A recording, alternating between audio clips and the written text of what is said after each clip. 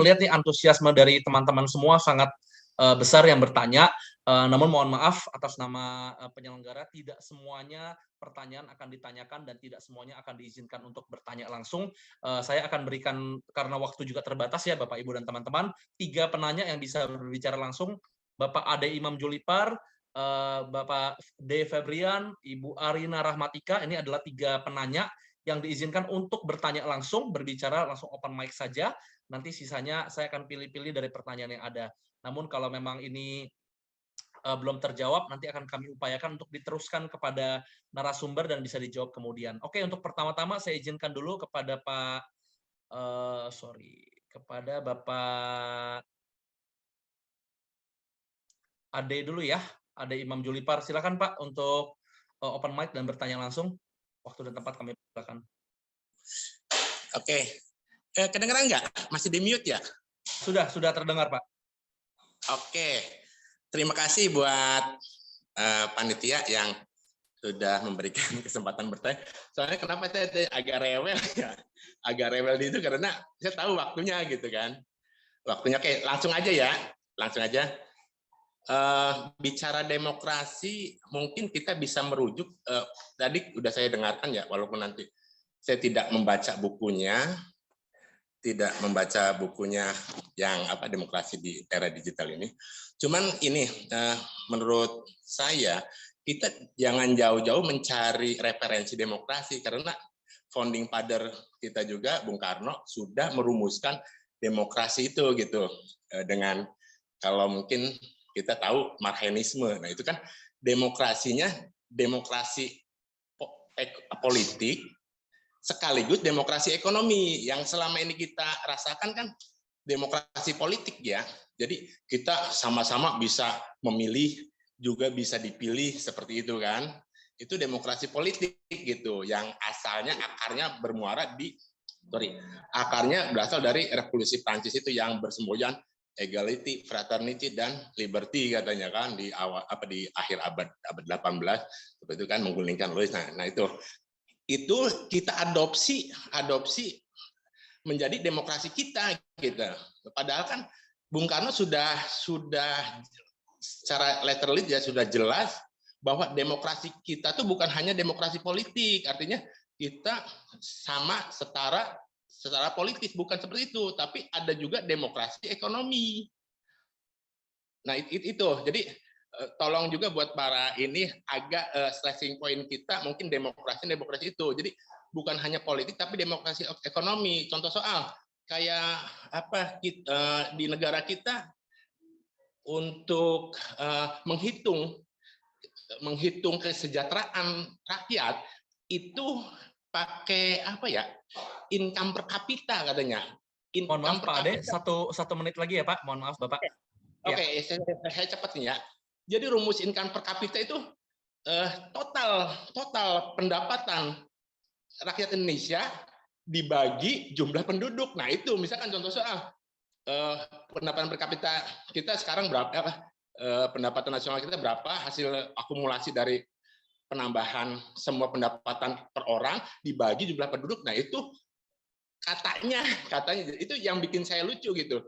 Jadi misalkan tiap orang pendapatan per kapita 4 juta. Jadi kita disamakan dengan para pengusaha itu gitu.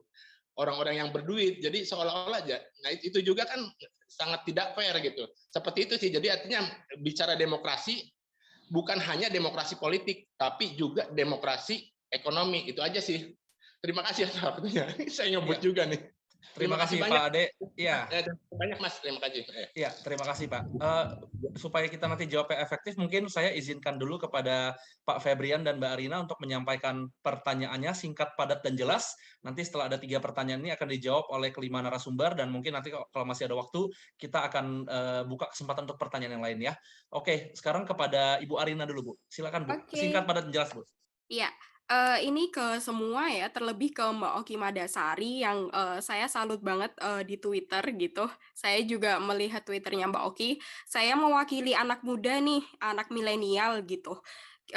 tantangan masa depan dengan semakin menguatnya politik identitas di era digital ya, karena kita nggak mau jauh-jauh dengan algoritma kita kan.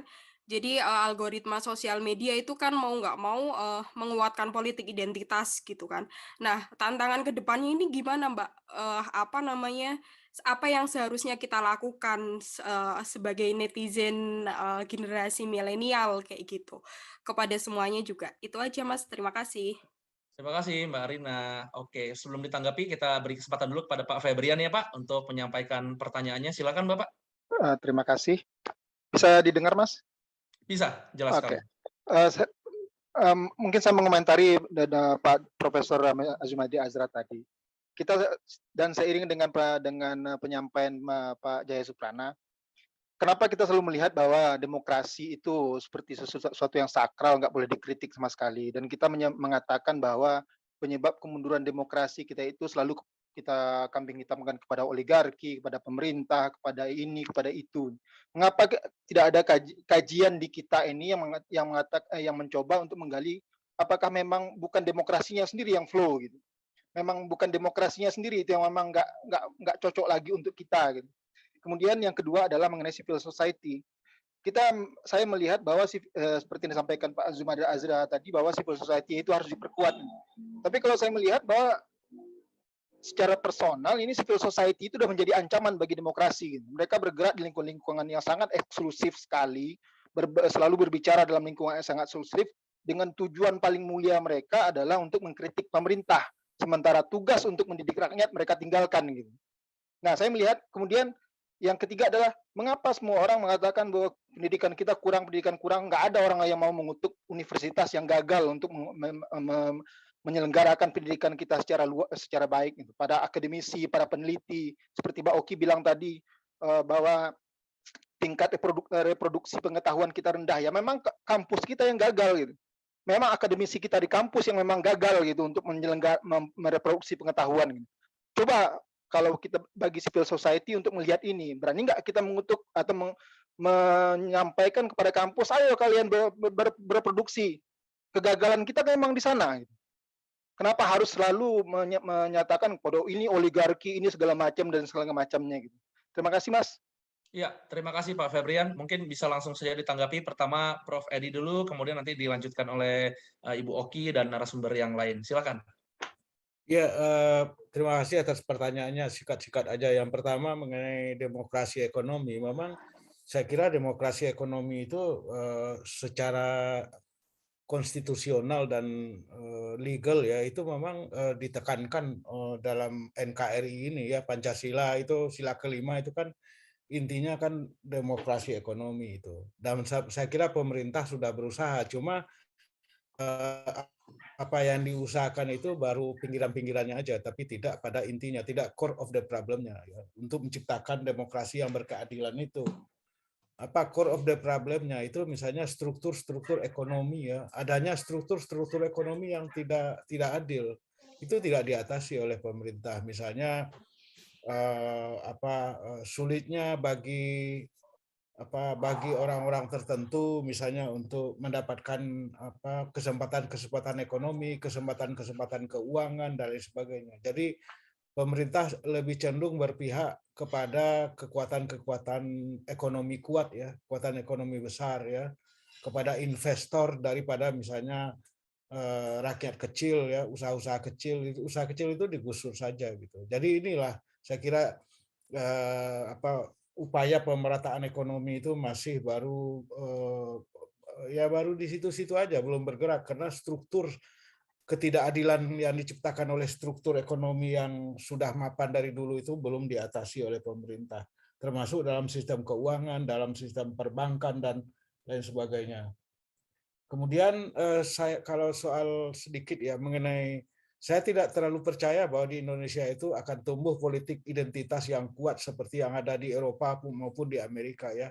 Karena apa? Karena tidak ada faktor yang membuat politik identitas semacam di Eropa dan di Amerika itu ada di Indonesia, nggak ada.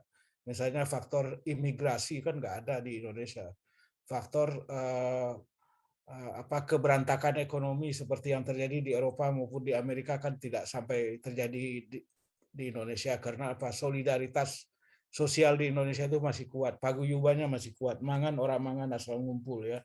Jadi kalaupun ada politik identitas di masa Pilgub yang lalu itu adalah fenomena yang temporer, fenomena selintas. Jadi tidak akan tumbuh, akan berketerusan di Indonesia. Sekarang pun juga tidak laku politik identitas itu di Indonesia. Nah, yang terakhir mengenai demokrasi, tadi udah saya katakan juga kan di dalam ceramah tadi kan bahwa demokrasi itu punya kelemahan, punya cacat ya, dan kita harus terbuka untuk itu. Tapi meskipun cacat ya masih masih lebih baik dari misalnya otoritarianisme. Siapa yang mau hidup di bawah otoritarianisme di Indonesia, totalitarianisme ya, saya kira nggak ada yang mau hidup. Apalagi sudah hidup dalam alam demokrasi, saya kira nggak bersedia itu. Apalagi kalau misalnya sistem khilafah ya juga saya kira nggak bersedia. Termasuk saya juga nggak bersedia ya. Oleh karena itu yang harus kita usahakan ya kita memperbaiki keadaan itu.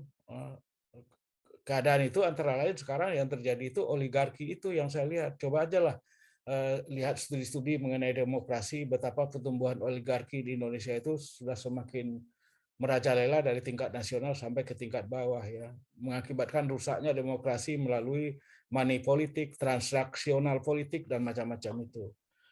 Nah, saya kira di situ. Jadi demokrasi bukan tidak boleh dikritik, kita mengkritik terus-menerus ya kan.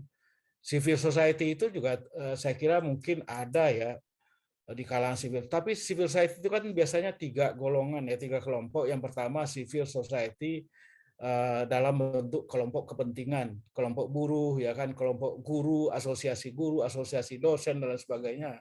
Ya mereka ini berjuang untuk peningkatan kehidupan mereka ya. Mungkin tidak terlalu politis gitu. Yang kedua adalah kelompok-kelompok NGO, LSM ya.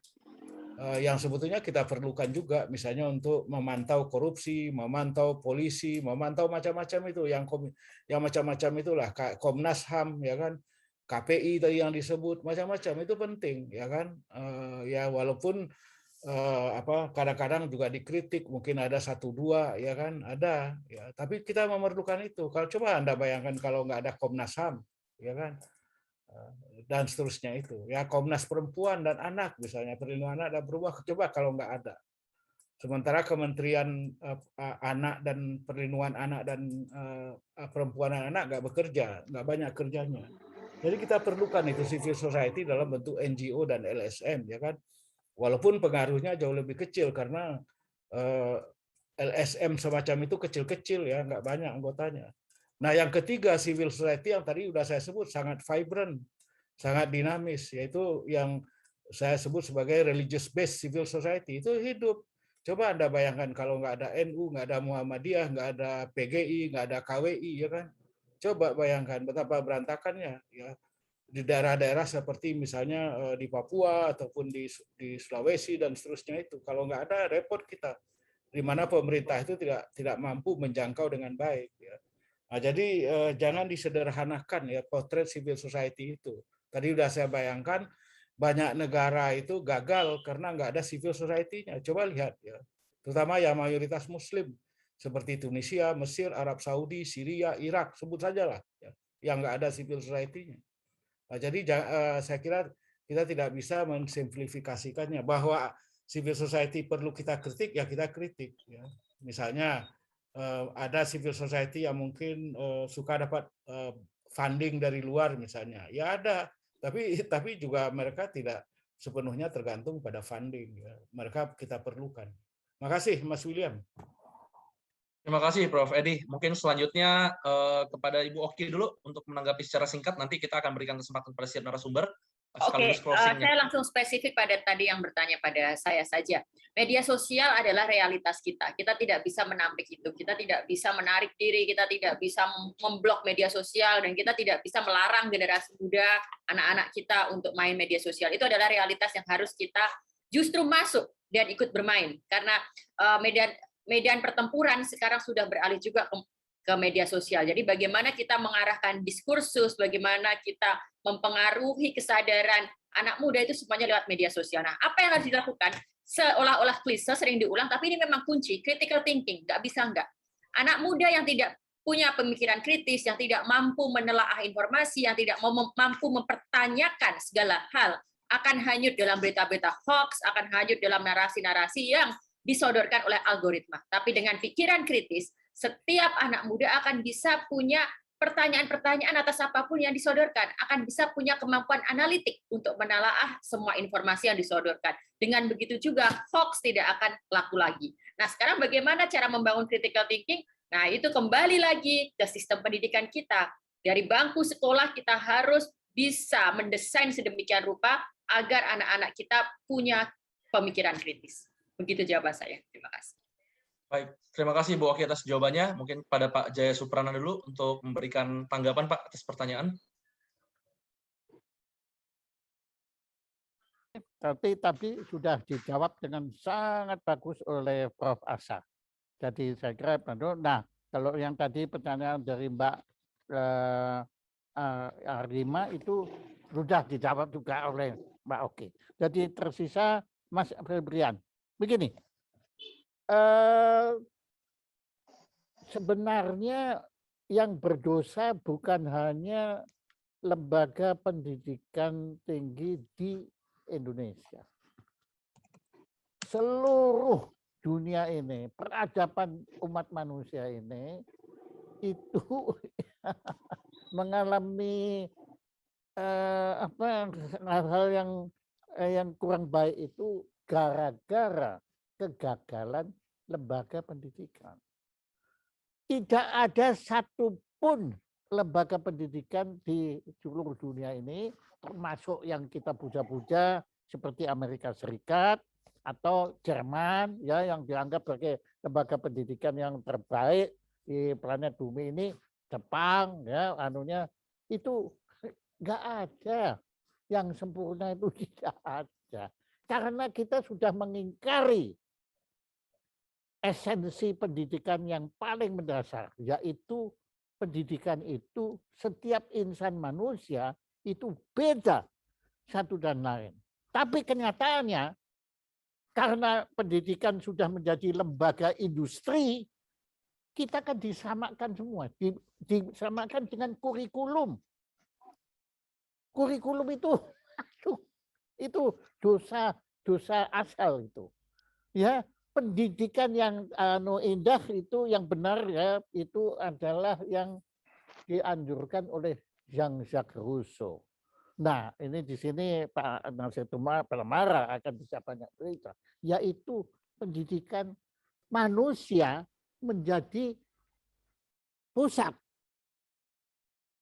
fokus pendidikan. Bukan sekarang. Kalau sekarang kan pendidikan kita yang manusianya diorientasikan kepada kurikulum. Ya seperti Pak Asa, Prof. Asa, saya yakin kalau dia duduk satu kelas dengan saya, beliau akan menderita. Kalau ajarannya sama, karena ajarannya kalau mesti nunggu saya, waduh, Prof. Asa padahal sudah jauh ke sana, lah saya baru di sini. Ya itu kan nggak bisa. Dan makanya pendidikan ini ya harus diorientasikan kepada Prof. Asa maupun saya. Itu harus dibedakan. Tapi kan nggak mungkin, ya, karena sudah ada industri. Nah inilah, jadi selama pendidikan ini menjadi industri, apa yang dikhawatirkan oleh Mas Febrian itu akan terjadi. Bukan hanya di Indonesia. Ya, bukan hanya di Indonesia. Jadi Anda benar, cuma saya coba mengembangkan saja bahwa masalahnya itu adalah kekeliruan orientasi pendidikan. Setiap orang itu mestinya, ya, gampangnya saya beginilah, saya bicara prakteknya. Di sekolah saya itu, saya kan mendirikan sekolah pendidikan Performing Arts. Nah, saya tidak bisa membuat kurikulum yang sama untuk semua. Ya, saya bisa untuk pemula itu oke lah, tapi begitu mereka sudah sampai titik tertentu, setiap insan beda. Itu harus dibuat kurikulum sendiri, bukan dipukul rata. Ya, dan itu dibuat. Makanya di pendidikan di sekolah saya itu ada pendidikan yang sama-sama, tetapi ada pendidikan person ke person, insan ke insan. Nah, itu Mas Febrian, sekedar jawaban saya yang saya yakin tidak akan tidak akan mustahil akan memuaskan Anda, karena pria sesama pria itu sulit, saling memuaskan itu sulit. Ya itu aja lah. Terima kasih. Terima kasih atas jawabannya Pak Jaya Suprana. Mungkin jawaban terakhir sekaligus menutup acara kita sebelum kita ke door prize, Pak Dr. Nasir Tamara, silakan Pak. Baik, yang menarik sekali memang demokrasi juga harus menyangkut masalah ekonomi. Karena kebebasan dan keadilan itu sangat penting seperti saya sebutkan tadi. Dan di sini negara harus berperan. Di Eropa Barat itu dikenal sebagai adanya negara-negara welfare state, negara sejahtera. Negara sejahtera itu menjalankan kebijakan di mana setiap orang miskin itu mendapat kesempatan untuk hidup layak. Dan itu tidak bisa dibantah bahwa Uni Eropa yang puluhan itu anggotanya paling sedikit sudah berhasil menjalankan itu. Sebaliknya di Amerika Serikat, kalau Anda itu kandidat untuk pemilihan gubernur atau parlemen atau presiden menyebutkan sosialisme aja, kata sosialisme, wah langsung Anda diserang habis karena kata sosialisme itu haram di Amerika Serikat, ya kan? Beda sekali gitu. Jadi sebutannya welfare state juga nggak bisa karena di Amerika Serikat itu ekstrimnya bahwa setiap orang tuh bebas untuk menjadi kaya dan negara nggak perlu intervensi kan gitu kan. Ini betul-betul filsafat yang sangat berbeda. Di Uni Eropa, terutama di Eropa Utara, Skandinavia misalnya, Jerman juga gitu, Prancis yang bagian utara gitu, Belanda, itu konsep dari welfare state itu jalan. Apapun partai politik yang berkuasa, apakah dia partai konservatif, apakah dia partai liberal, bukan hanya partai sosialis gitu. Nah, jadi sudah ada semacam konsensus. Konsensus ini harus dibikin bahwa tugas negara adalah membantu menyejahterakan warga negaranya. Jadi kita tidak bisa membiarkan 1% dari yang paling kaya itu menguasai 80% dari harta di sebuah negara, misalnya gitu. Dan cara instrumennya itu yang disebutkan oleh Thomas Piketty tadi, seorang ekonom, yang bilang bahwa pajak. Jadi instrumen pajak itu adalah sebuah instrumen negara, tinggal mau atau tidaknya dijalankan. Jadi saya rasa jawaban saya ini sudah mencakup dari 3 pertanyaan tadi. Terima kasih banyak. Baik, terima kasih banyak atas jawabannya Pak Nasir. Terima kasih banyak saya ucapkan sekali lagi kepada narasumber kita yang luar biasa semuanya, Profesor Azumardi Azra, Pak Dr. Nasir Tamara, Ibu Oki Madasari, Pak Capi Hakim yang mungkin sudah meninggalkan ruangan ini, kemudian kepada Pak Jaya Suprana atas pemaparan dan juga insight-insight yang dibagikan kepada kami semua pada kesempatan siang hari ini. Oke,